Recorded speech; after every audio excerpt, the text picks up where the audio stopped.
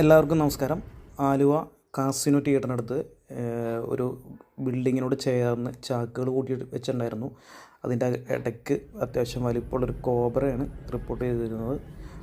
നമ്മൾ പലപ്പോഴും പറയാറുണ്ട്, നമ്മുടെ വീടിൻ്റെ പരിസരത്താണെങ്കിലും സ്ഥാപനത്തിൻ്റെ പരിസരങ്ങളിലാണെങ്കിലും ഇതുപോലുള്ള ആവശ്യമില്ലാത്ത വസ്തുക്കൾ നീക്കം ചെയ്യണമെന്ന്, ടൈല് പൊട്ടിയത്, കബോർഡ്, ചാക്കുകെട്ടുകളൊക്കെ നീക്കം ചെയ്യണമെന്ന് പറയാറുണ്ട്. അപ്പോൾ അവർ വഴിപോക്കരാണ് കടങ്ങനെ, കട ഉടമസ്ഥർ ആരും തന്നെ ഇത് അറിഞ്ഞിട്ട് പോലും ഉണ്ടായിരുന്നില്ല.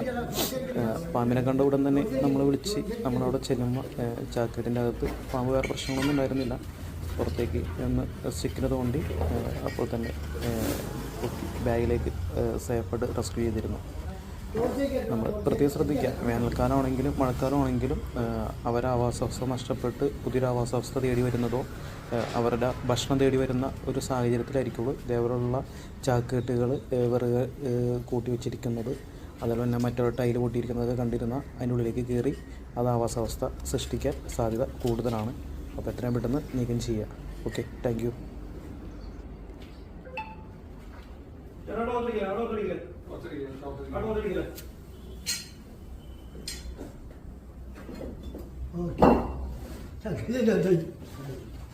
Okay.